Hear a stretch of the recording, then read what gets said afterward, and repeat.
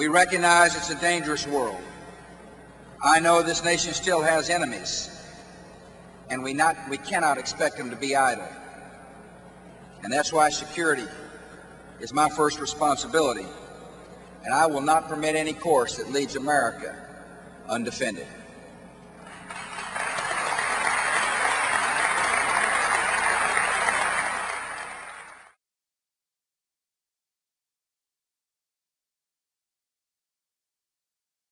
I was sufficiently frustrated that I asked to be reassigned. And I thought, if the administration doesn't believe its national coordinator for counterterrorism when he says there's an urgent problem, and if it's unprepared to act as though there's an urgent problem, then probably I should get another job. You then write a letter or a memo on September the 4th to Dr. Rice expressing some of these frustrations. You urge policymakers to imagine a day after hundreds of Americans lay dead in a home or abroad after a terrorist attack and ask themselves what else they could have done. You write this on September the 4th, 7 days before September 11th. That's right.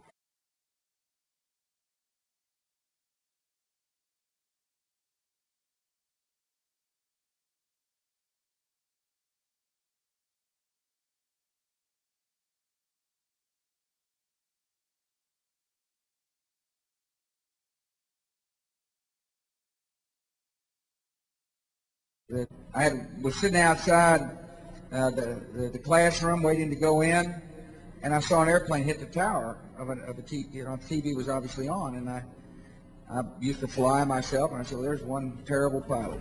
Would you please stand and recognize the President? Good morning. Good morning. How are you? I'd also like to meet the Secretary of Education and the Lieutenant Governor of Florida. We met, didn't we? Good to meet you all. Hi. And this is Mrs. Daniels. Great to meet everybody. Good. Eric, what are you doing? Eric, where were you when you first learned a plane had struck the World Trade Center?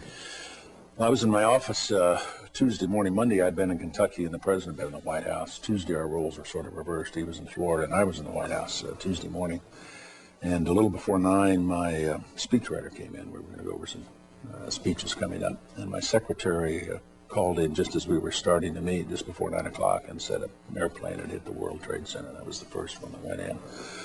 So we turned on the television and watched for a few minutes, and then actually saw the second plane hit the World Trade Center. And as soon as that second plane showed up, that's what triggered the thought terrorism. You sensed it immediately. This is deliberate. Yeah. And tell. I'd given word to Andy Card's staff, who's right next door, to get hold of Andy and or the president, and I wanted to talk to him as soon as they could hook it up. The sound it makes. Get ready. Tight. Yes, tight. Get ready to read. You're not going to believe what state I was in when I heard about the terrorist attack. I was in Florida. And my chief of staff, Andy Card, well, actually I was in a classroom talking about a reading program that works. And was sitting outside the classroom waiting to go in, and I saw an airplane hit the tower of a TV. TV was obviously on, and I used to fly myself, and I said, well, there's one terrible pilot. And I said it must have been a horrible accident. But I was whisked off there. I didn't have much time to think about it. I was sitting in the classroom, and Andy Card, my chief of staff, was sitting over here, walked in and said, a second plane has hit the tower. America's under attack.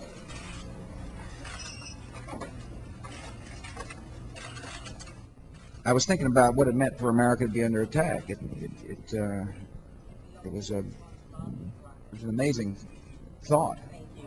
Everybody touch the title of your story. Fingers under the title. Get ready to read the title, The Fast Way. We're waiting for one member. I think you have to ask yourself why somebody would do what he does. Get ready. Go. Yes, the cats go. Fingers under the first word. I had realized there on the ground in Florida we were under attack. Go.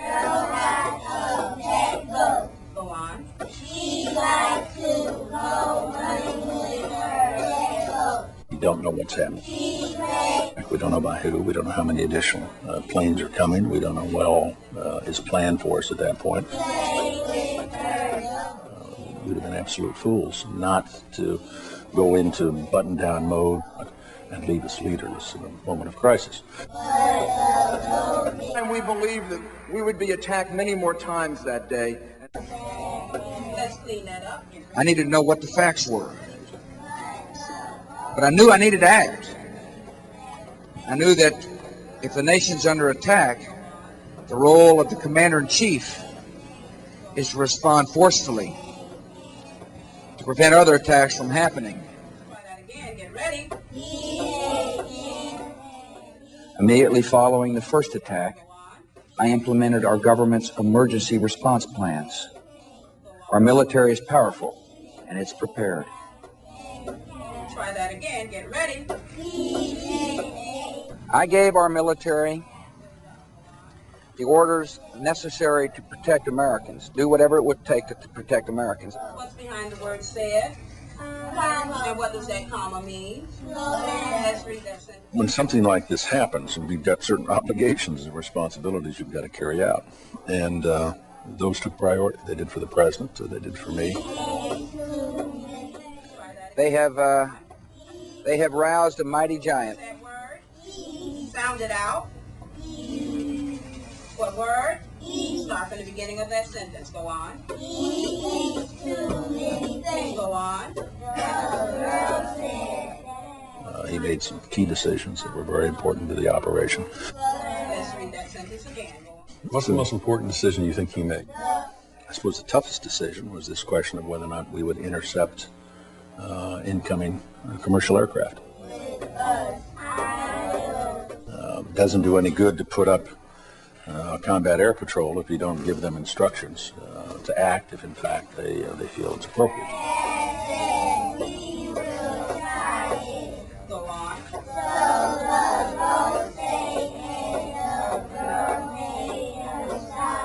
And the President of the United States' most solemn responsibility is to keep this country secure. Let's go. Must be sick. From the beginning. Fingers on the... Where there is suffering, there is duty. The President himself must be responsible.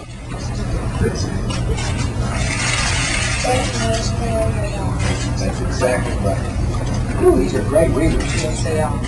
Very impressive. Thank you also very much for showing me your reading skills. I bet they practiced it, don't you? Oh, yes. That's the requirement. Homework.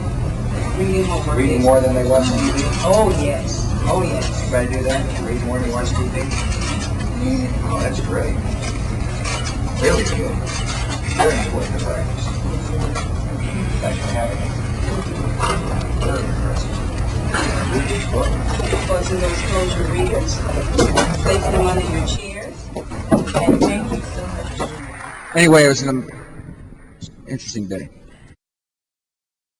The President of the United States was flown from Florida to a secure Air Force base in Louisiana, where he appeared before cameras. He's now airborne again. And I don't know of another time in American history when we've said this, but he is aloft in Air Force One, and his destination right now is unknown.